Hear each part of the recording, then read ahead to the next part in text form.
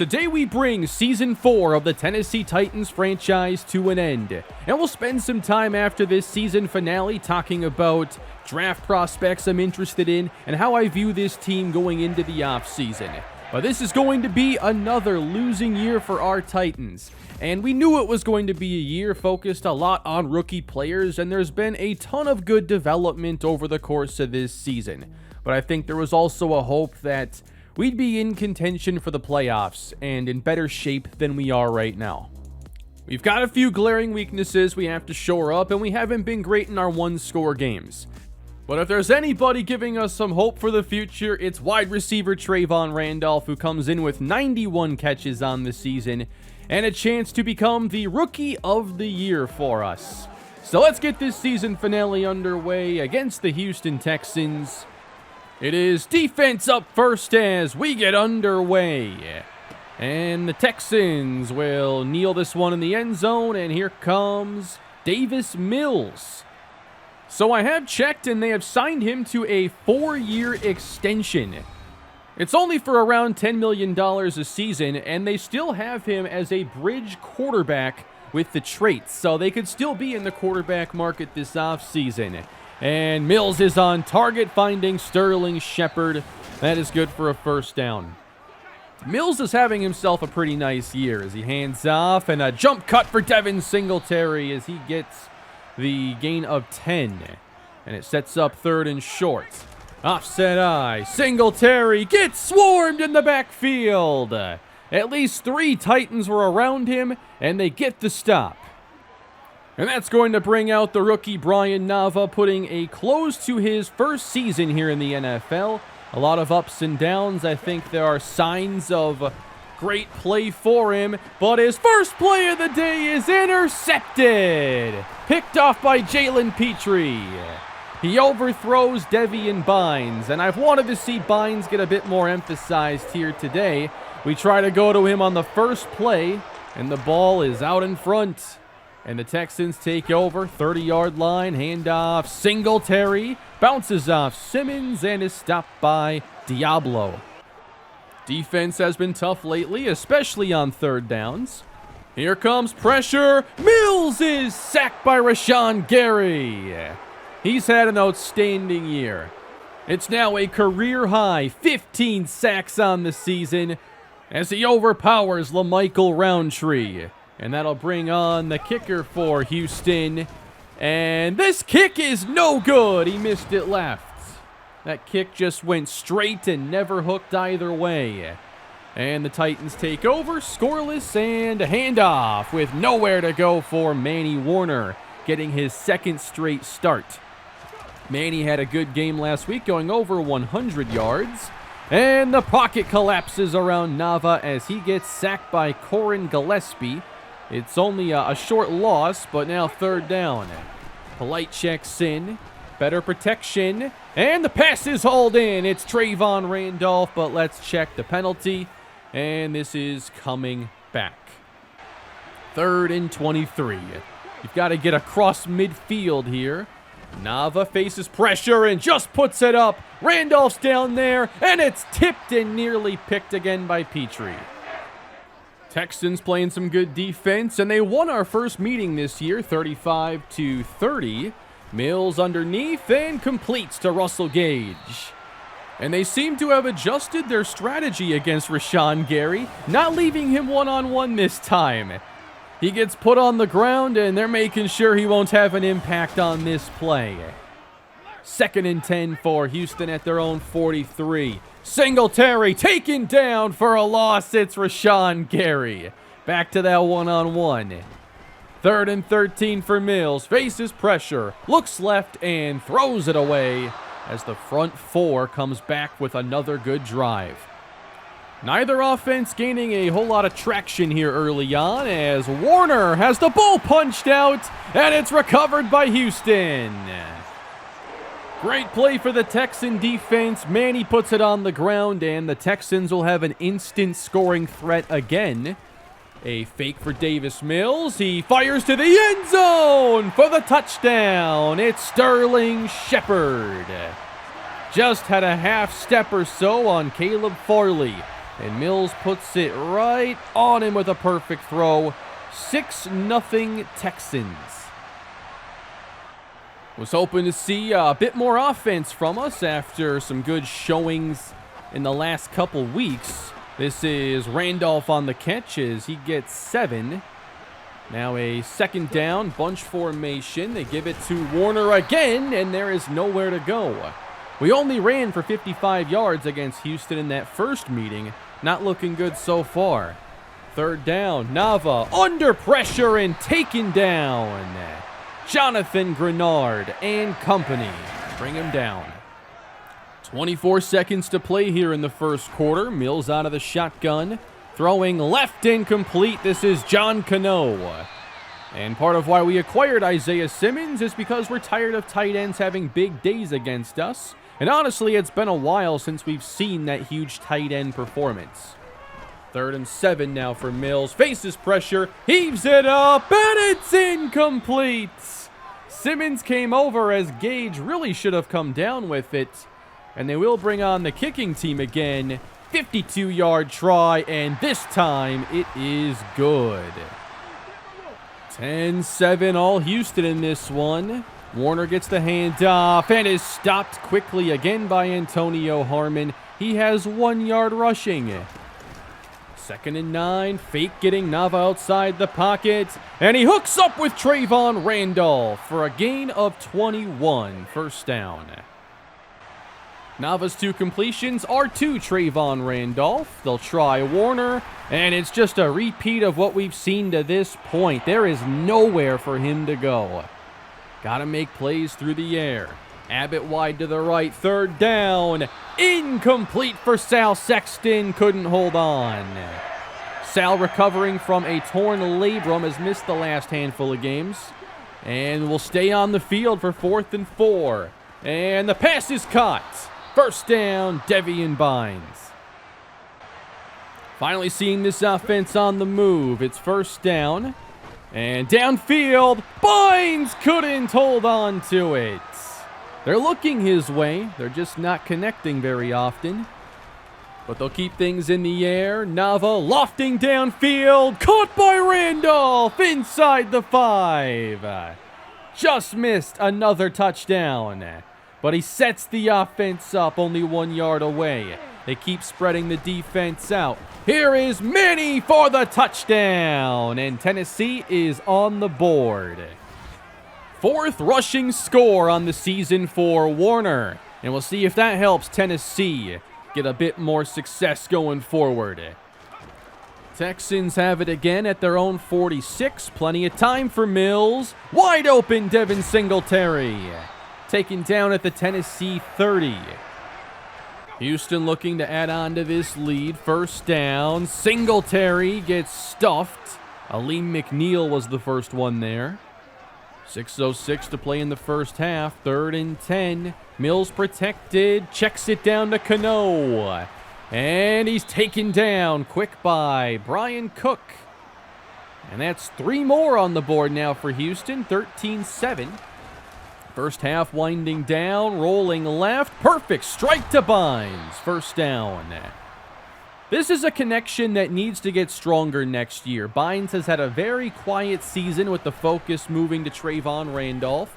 1st and 10. Squeezed it in there to Bynes, and he holds on. Great to see Bynes getting a bit more of the focus here.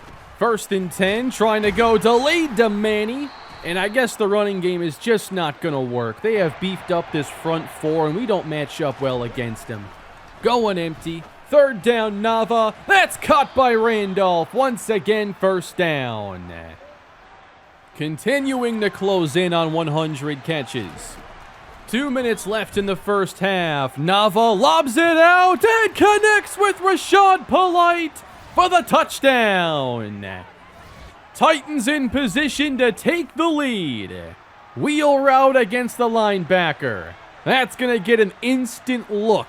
And Nava put the perfect pass right on him. Tennessee leads 14-13. Still some time to go for Houston as Cano takes a big hit from Diablo. I'm not sure who took the worst of that collision. Lobbed on third down, gets deflected, and it's off the hands of DeMarcus Elliott. He had a chance last week, too. But a quick 3-and-out, ball goes back to Tennessee. Nava second down, lobs it, Randolph overthrown. Anytime the ball's flying his way, you think something great might be about to happen. Third down, Nava, it's caught by Bynes. Another tough grab to extend the drive. We got 21 seconds to go in the first half. Nava feeling pressure, steps away from it, chased on the move, and he's intercepted. Picked off by the rookie, Sammy Barden, as Nava was just throwing it up for Sal Sexton, and instead the Texans now take over, and they're wanting a field goal.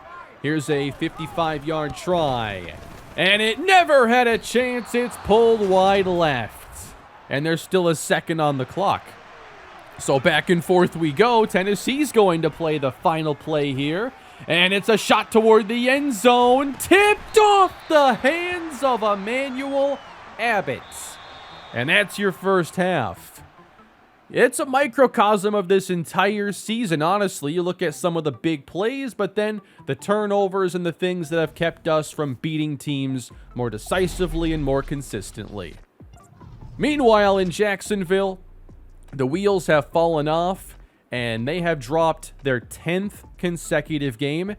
And yes, Doug Peterson has been let go as head coach of the Jacksonville Jaguars following this recent collapse. Third quarter underway, and guess who's out there now? Tim Cannon along with Derrick Henry. Little screen set up, Sexton, not much room. Not like the screen pass to Dominic Brooks last episode.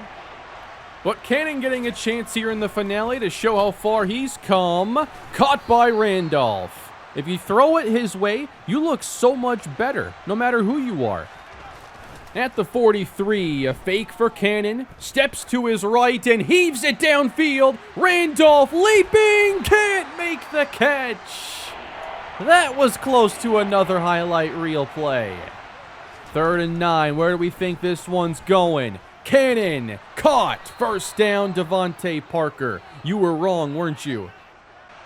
They're going to stay spread out here on first down as Cannon calls his own number and gets pinballed ahead for about 3 yards. This front four is just dominating us. And Cannon steps up and he is sacked. Taken down by Grenard. By the way, this defense for Houston, second worst in run defense. We just cannot match up with them this year. There's a shot from Mills, caught by John Mechie. What a throw and catch. Isaiah Simmons a little late getting over. Big play for the Texan offense as Mills is in trouble and sacked. It's Taylor Jackson, the rookie who's been racking up some impressive plays lately. That's sack number 4. 3rd and 14. Pressured again, and Mills says, I'm out of here. Defense getting stops. 14-13. Cannon's got it. Gives it to Henry. And he gets a little more after breaking 1 tackle. 2 tight ends in the game. Fake it to Henry. Cannon fires downfield. Caught by Sexton. First down. 32 on the connection that time.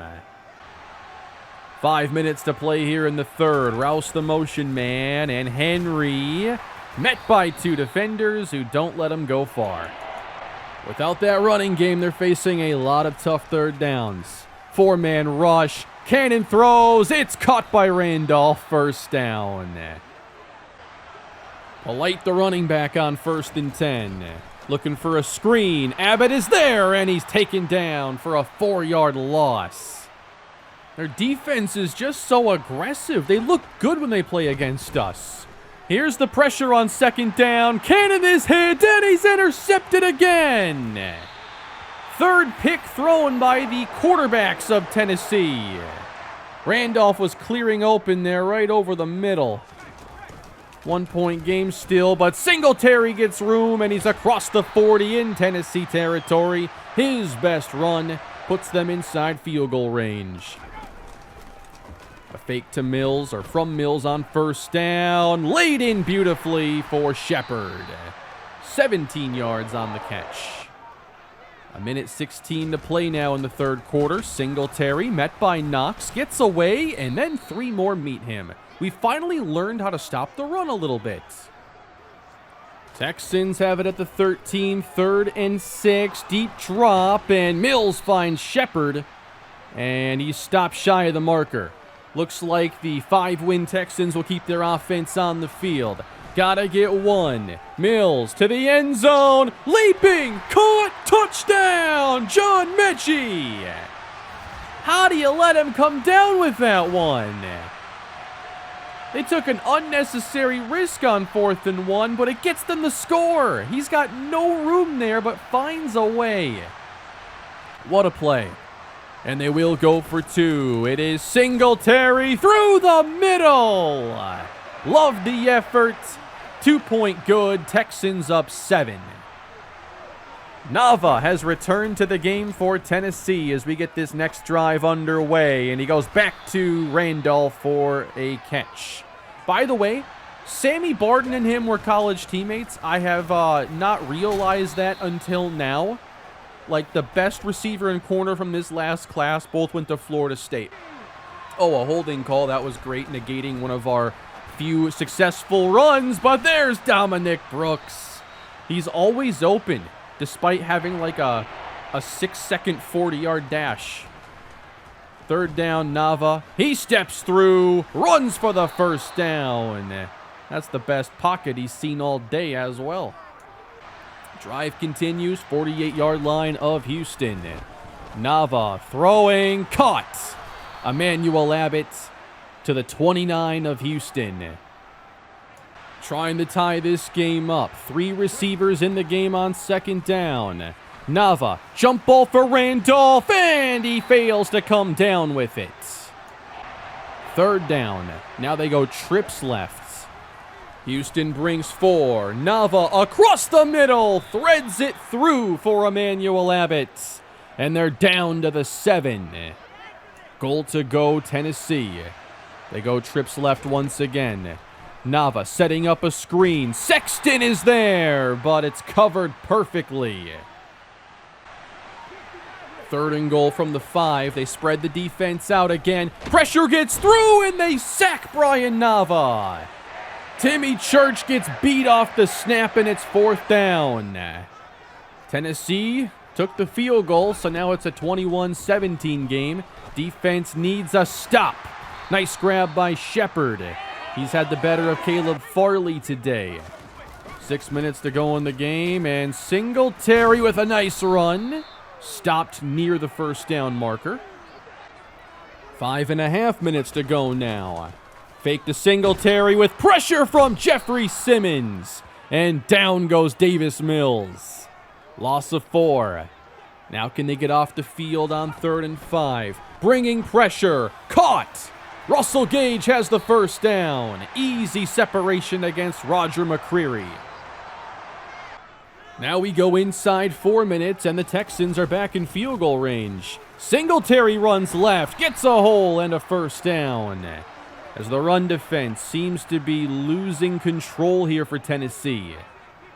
Now they're only 22 yards away. Singletary gets a big hole on the right side and is stopped by Simmons as he gains another first down. The running game showing up at just the right time.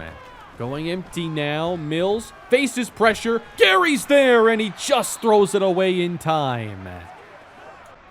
One more play is what we're looking for. 3rd and 6. Mills pressured. Sacked. Rashawn Gary. 2nd of the day, and Houston will only be able to add 3. 24-17. It will all come down to the offense. They have 2 minutes to go.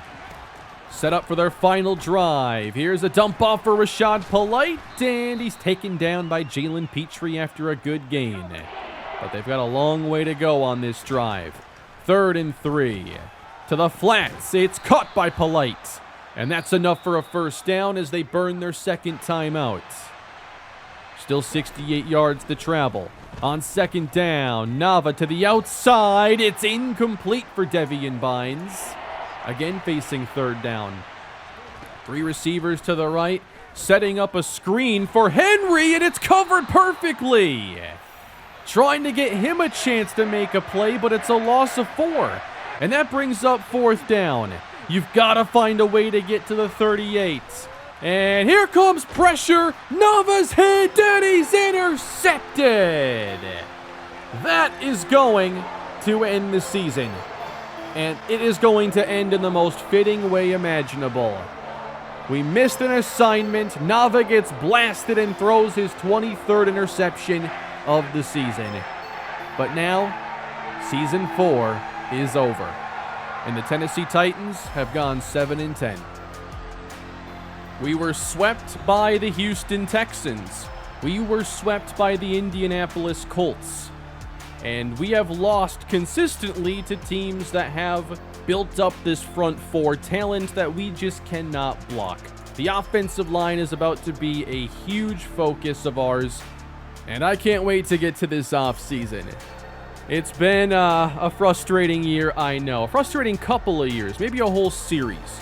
Year 2 was weird. How do we have so much success that season? We'll recap things now, but no need to spend too much time in talking about all the things I've been talking about throughout this entire season. At the very least, I feel like a lot of young players got development, and we know we've got some superstars like Trayvon Randolph. So let's recap and talk about the offseason coming up. Overall, we went 7-10, having our 3rd losing season of this series. The career win percentage now for Hayden Jean-Charles is very low, the worst in the NFL at .382. Yes, he would have been fired long ago, I think before we even won our first game in the franchise. But we're going to keep pushing forward and look ahead to year 5. Yup, another year full of interceptions, 25 of them this season to go with 70 sacks. That makes it 95 combined sacks and interceptions, and over 100 if you just want to throw the fumbles in for fun. But yeah, this is the number one issue plaguing the offense. I've made a lot of bad interceptions in this series, taken a lot of bad sacks, but it's also a game that is extremely easy to just throw interceptions, and 50-50 balls favor the CPU. There are a lot of interceptions that you just are going to have to deal with because of the flaws in the game. But for sure, we're not going to go far if we have 67 sacks and 25 more interceptions. At least we didn't break the record for most times being sacked in a season, thanks to David Carr for setting such a high mark of 76. But we almost got there. Coming into the season, we were all excited to see Brian Nava, Trayvon Randolph, and how this offense would perform. Now, I liked playing with Brian Nava a lot. He's got a very strong arm, a good release. The accuracies did become a bit of an issue at times, and some of the interceptions were accuracy related. And I think at a point it was just negative morale that was knocking down a couple ratings and leading to more of those bad throws, but also facing so much pressure, he showed that his throw under pressure is not quite where it needs to be at this stage. When scenarios would pop up, I would just focus on getting morale on the right track because it is so hard to play with a team that has negative morale. So it did get better, but you can tell like where his throw under pressure is right now is still not good enough, and hopefully a couple more points can take down some of those errant throws like the one he led the game off with today. I am not worried about Brian Nava. The running game had an interesting year. Now, Derrick Henry had a bunch more touchdowns this season, 16, and then 4 more from Manny Warner. So it was our best year in the franchise in terms of getting rushing touchdowns, but you can definitely tell that Henry is regressing a bit.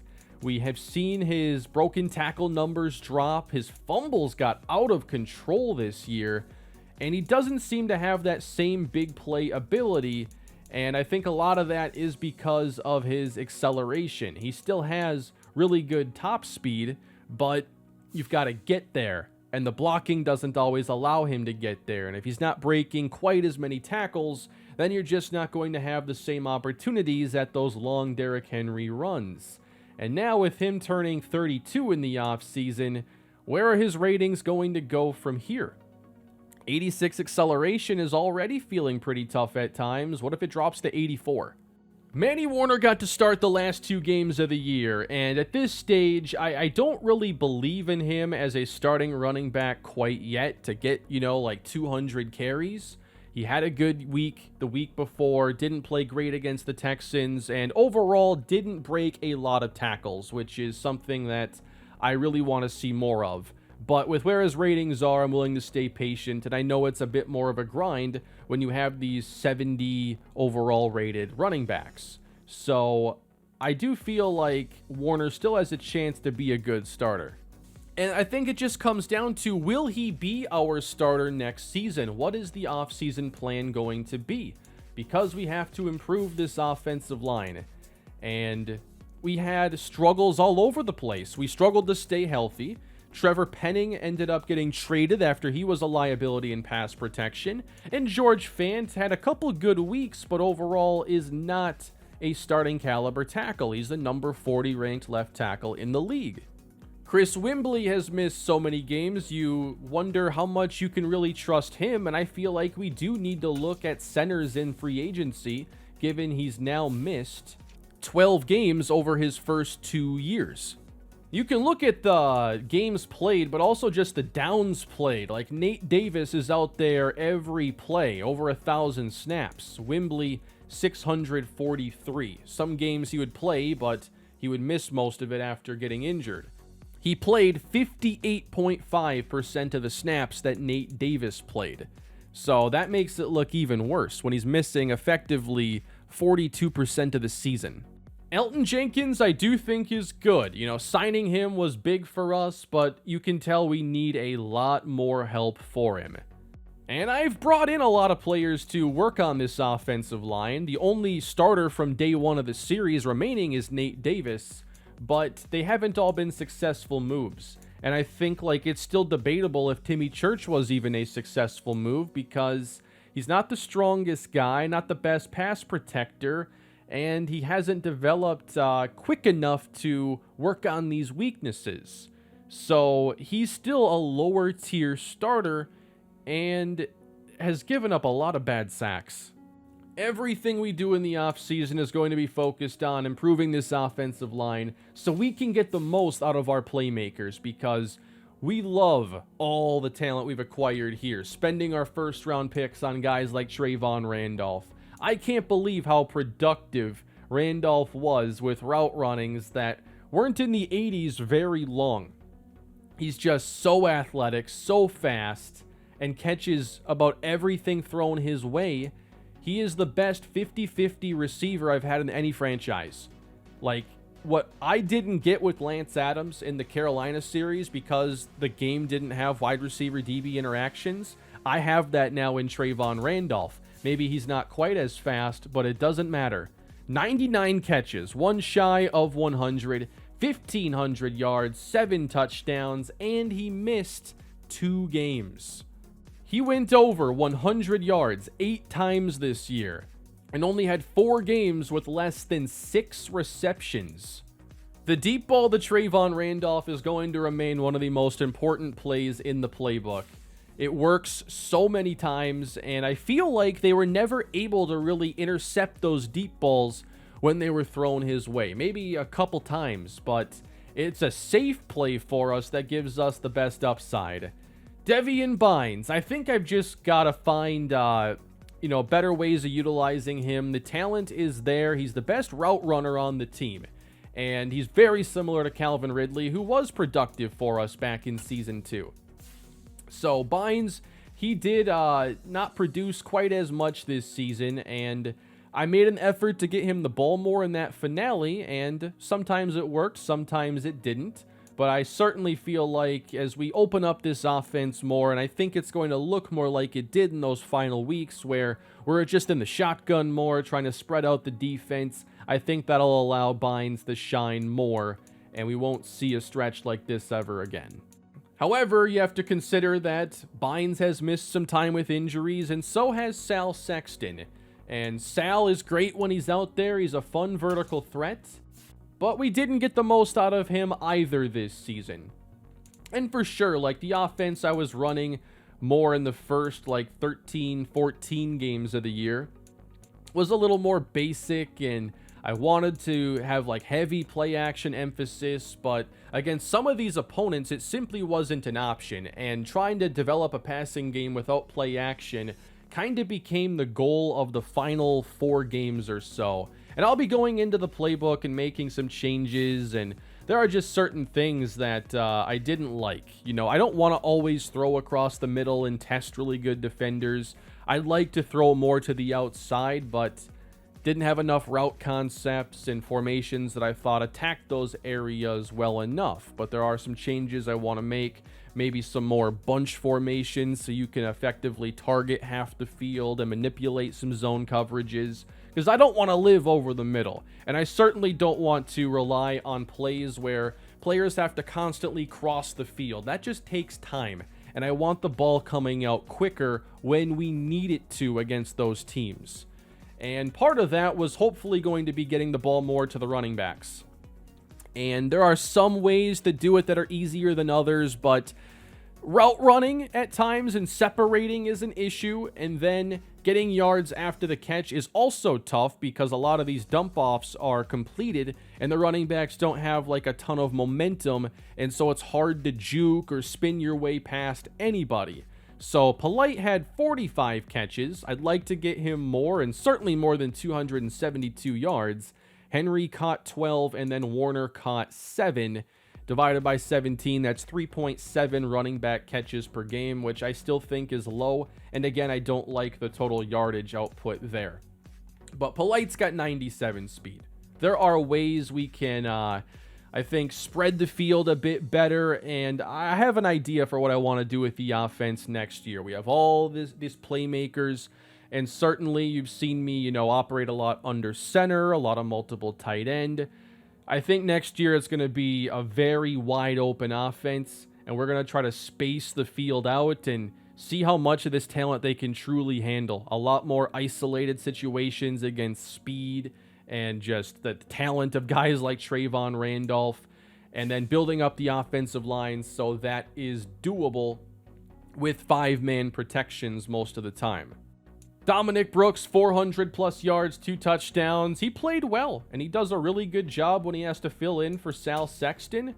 I like having him on this team. 14 yards a catch, too, is outrageous, honestly. It's higher than what we got from Sal. And there are a couple 2 tight end packages where Brooks ends up actually getting the better routes. Emmanuel Abbott, 369 yards, 4 touchdowns. He got some good development this year, but still needs time to develop his route running. And then Devontae Parker was a solid veteran for us this year, but was only used sparingly. And not too much else to talk about here down the rest of the board.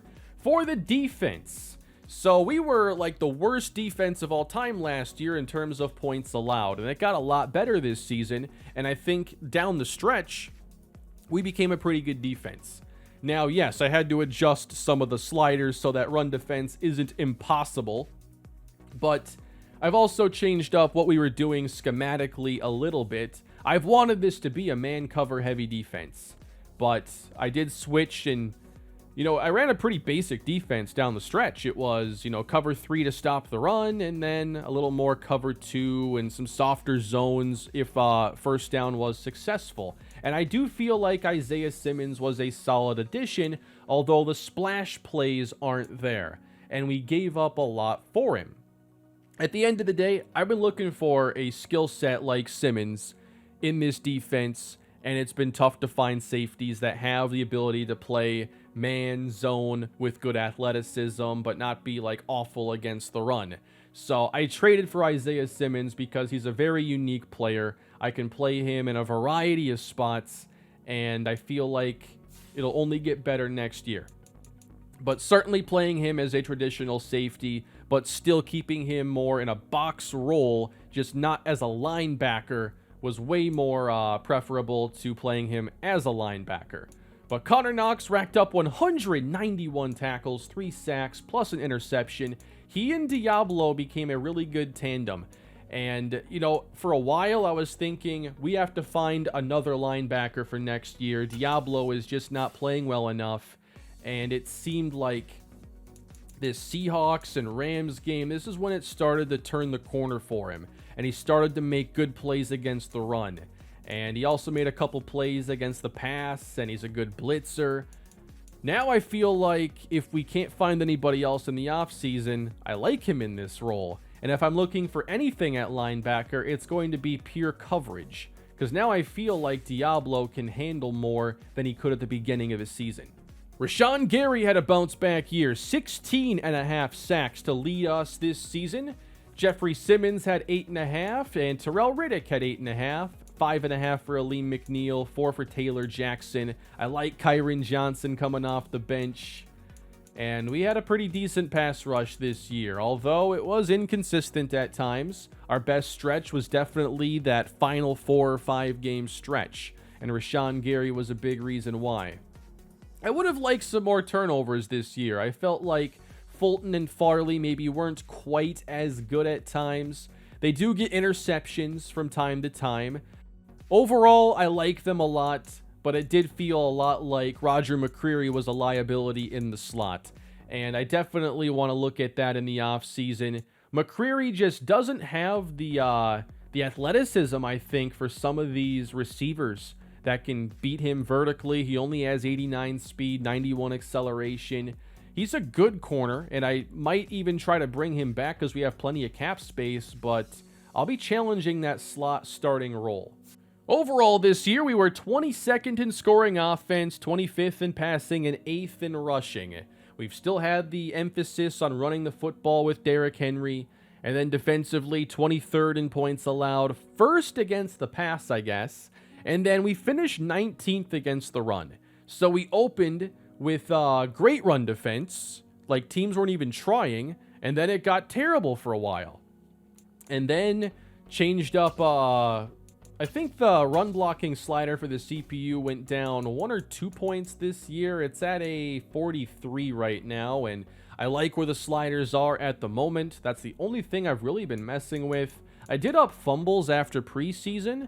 We had a lot of fumbles this year. I don't know if I'll go to 53 next year, but I like where the sliders are. Just remember that I'm playing on a patch from November still. So, what's the plan going to be then in the offseason? Because we lack a first-round pick and we need to seriously upgrade this offensive line, and just one player even is not going to cut it. I will be trying to sign the best free agent linemen that are available, and it looks like Orlando Brown is going to be one of those players unless they can sign him in the final stage in the offseason, but I feel like Orlando Brown would be a really good addition for us. He does have some issues against the finesse pass rushers, but he is good against power and a good run blocker at the same time. Mekhi Becton is also an option, but I'm going to be more interested in Orlando Brown, as Becton does have even worse pass block finesse. On top of that, 77 injury is difficult to trust. He even got hurt in the game against us. Taylor Moton could also become available, and he is one of the more well-rounded options that could be out there. Now, he is in his 30s. He could regress a bit, but I imagine he'd still be a quality option. Isaiah Wynn is about to turn 30. He too will be an option. In free agency, we're going all in on offensive linemen. But what if free agency doesn't work out? That is when you need to start trading, and I am going to be open to trading Derrick Henry this offseason if there is something that we need. I imagine that even if he regresses, he's still going to have a lot of trade value, still be a really good player, but I'd be willing to trade Derrick Henry if we can get better somewhere else, especially as glaring as a need as the offensive line is. If that's necessary, the deal's going to happen. I am also interested in trading Jeffrey Simmons for the same exact reasons. I want this offensive line better. Simmons has been a bit of a disappointment in this series. He's still a good player, but he fails to play elite like we saw Rashawn Gary do at times. I'm also open to trading a player like Brian Cook, who had less of a role as the season went on. I think there are teams that would value him. I don't think that just alone we'd get like a great offensive lineman for him, but just consider like picks, Derrick Henry, Jeffrey Simmons, maybe another player like Timmy Church. We're going to find some better offensive linemen this year. If we trade Jeffrey Simmons, Taylor Jackson can immediately take on more of a role. We won't have a lot of key signings to worry about once we get to the offseason. Most players are not in huge roles or anything, so we're going to have a lot of cap space to hopefully make something big happen in free agency for the O-line. Ideally, we'd address these needs in free agency because finding day one starters in the draft isn't easy, and it's hard to even look at a promising 73 overall rookie and say, okay, this spot is going to be solved now. Like, you need time to develop these guys, and I don't know if I want one of these rookies starting, or if they'd be an upgrade at any of the positions. We don't have a first round pick, so a lot of these guys aren't even going to be in play. But keeping my options open for possible trade-ups, or if we trade somebody else to get picks, then maybe there is a way. There are only 50 players on the board right now. A couple running backs in there I was interested in. And then one thing I'd also like to add to this offense is just a pure speed player. Again, going back to what's the offense's identity next year, I would like to spread the field a lot more. And one role that I think we haven't really had on the team is just a guy who really only goes deep and helps spread the defense out and take away the safety and let everybody else thrive underneath. Yes, you got Trayvon Randolph, but this is kind of more of a decoy role I have in mind. Just somebody who can run really fast and catch a deep ball if the defense is not respecting him. Here is Raekwon Stark from Delaware. He has great to elite acceleration, good to great speed. We have B-deep route running. That's all it takes to be on the board right now. Travis Proctor from Texas A&M is 24 years old, but he could be one of the fastest and most explosive athletes in the class. He's not even projected to get taken in this draft, but he might get taken by us. We have a lot of 6th and 7th round picks. I'm hoping we have a chance to take a pretty good offensive lineman, though, with whatever our first pick ends up being. Mark Gallagher is somebody projected to go in rounds 3 or 4. And he's not, a strong run blocker. He does have good pass block skills, though. And I think we're willing to take a hit there in the running game if we can get good pass block skill. A lot of the players we have full profiles on, though, are more round 2 to 3 talents. And you'd like to find, hopefully, somebody still with round 1 talent. But it's just going to be a bit of a challenge. But certain guys are going to fit pretty well. Chance Bowman, again, not very strong, but one of the better pass protectors at tackle in this class. Still, though, I'm hopeful that we can get a tackle in free agency, and it's more so center and guard that get more competition in the draft. Jeremy Austin, marginal to decent strength. You'd like to hopefully get lucky there with decent. Again, A pass block, A finesse, A awareness. Defensively, I don't think there's a long list of things I'm looking for. More pass rush depth is always nice to have. You never know when injuries are going to pop up. And then also, if we do end up moving on from Jeffrey Simmons, we'll want to make sure we have some options here. I have a few pass rushers and a couple coverage-focused linebackers as well. But again, I do like where Divine Diablo is. We don't have a first-round pick. So I don't know if I'll be drafting a linebacker this year. And slot corner is probably the main thing I'd like to address on defense. Again, that's probably going to be in free agency. I don't see this as a big year for us to get better through the draft. I think that free agency is going to make the biggest moves for us. I want a slot corner who has a bit more athleticism, especially to play man coverage. So that's also a focus, and C-man coverage is oftentimes the best you're going to get. It's hard to get A and B grades for coverage no matter where you look in the draft, but especially once you get past the first round, you'll take those C grades all day. Here's Trey Starks from USC. solid to good speed. That's kind of the lowest range I'd be happy with here, as long as there's some good skill overall. Again, you have to take some of these C grades when you're looking at corners. And I have a couple safeties on the board as well. It's not a major need, but it's just a spot I look at every year. If we can solve our offensive line needs in free agency, then maybe something like a safety in round 2 becomes an option. Because, you know, we could find a different free safety. We've had Ronnie Harrison and we played DeMarcus Elliott down the stretch, but that's still a spot you could look at if somebody slips into that second round range for us. And I have a kicker on the board as well, Larry Galloway out of Georgia. And he has great to elite kick power along with C kick accuracy. So he might be a late round pick if we'd like to just get a kicker who doesn't want to get a new contract every year. Somehow I forgot to even look at league leaders and awards at this point, so let's do that now. Obviously, Brian Nava was going to lead the league in interceptions after the first 8 weeks looked promising for not doing this, and maybe next year we can throw less than 20. Not a high mark there, or a very good goal to have, but probably going to be our goal. We had 5,000-yard passers, including rookie Kerry Farrell from Washington. Touchdown leader is Jeremy Burton, a second-year player for the Cleveland Browns. The rushing title goes to Nick Chubb, who just outruns Jonathan Taylor by 35 yards. Taylor had him in touchdowns, but Javonte Williams had 24 on the ground. Derrick Henry led the league in fumbles.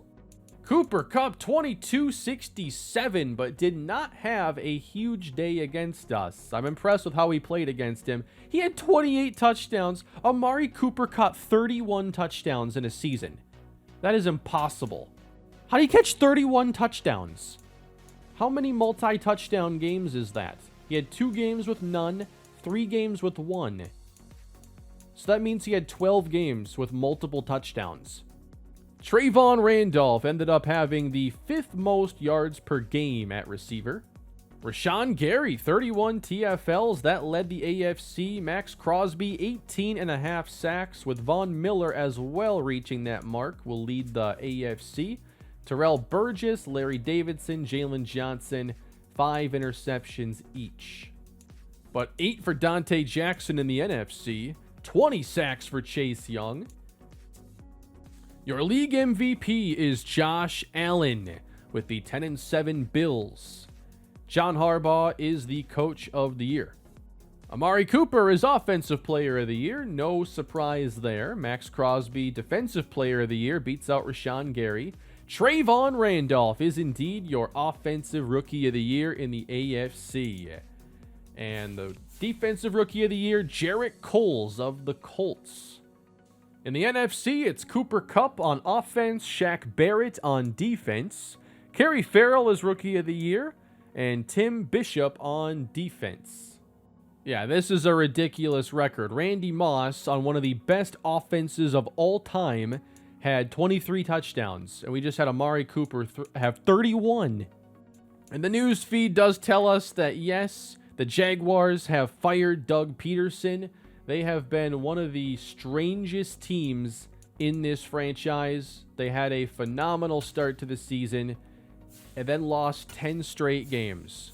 At one point, they were 6-1, first place in the division. And then their last win was against us. A lot of close games in here. Like, I can't imagine actually having to watch this play out with all these one-score losses every week. Overall, this is how our season went, and we went 2-6 in our one-score games. We've got to get better in these close ones, and got to eliminate mistakes on offense so that we can win some more games. It's as easy as that. I guess I got 2 starts here against the Jets. Oh yeah, that says 2 because the servers were really bad that day, and I got kicked out trying to load into it the first try.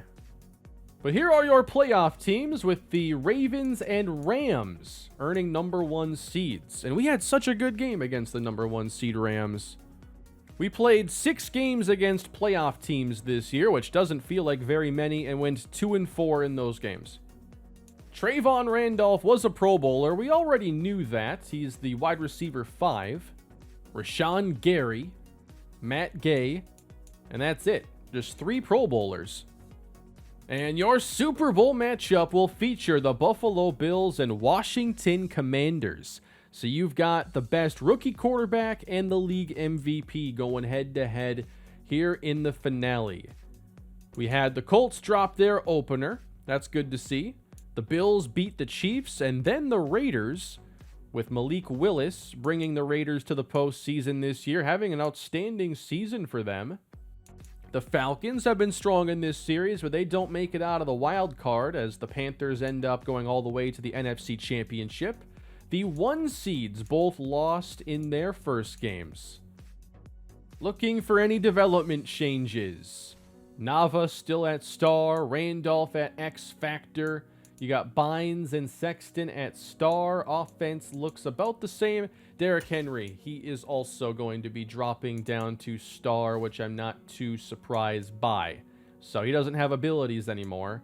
And in the next episode, in the offseason, we'll see regression for the first time on him. On defense, I can't always remember what everybody was, but Divine Diablo has definitely earned star. You got Fulton and Farley now, both are X Factors. This superstar Davon Simmons is also brand new. I'm surprised he earned that this season. That makes him a little more intriguing. I thought Knox might go up just because he accrued so much statistics this year, but he is still going to be at star development. Overall, I know it was a challenging year, but I think that we got a lot of good young development. We have some things to look forward to, and if we can address this offensive line the right way in the offseason, I think we're going to have some fun in year 5. The offseason is going to be this Sunday, and I usually do them around 2 o'clock p.m. Central Time in the afternoon. I will schedule that once I'm 100% on the time, and I'm looking forward to it. This series has taken a while to reach any level of success, and the success we had was very short-lived. So we're on to year 5 here shortly. Thank you for supporting the series. Thank you for your patience. I know it's been a frustrating one at times, but I'm hoping that we can still accomplish our goals. That's going to do it for today, everybody. Please leave a like, subscribe to the channel, and leave your thoughts on the offseason down below. What do you think this team needs? So year 5 is very different. Have a great day, everybody.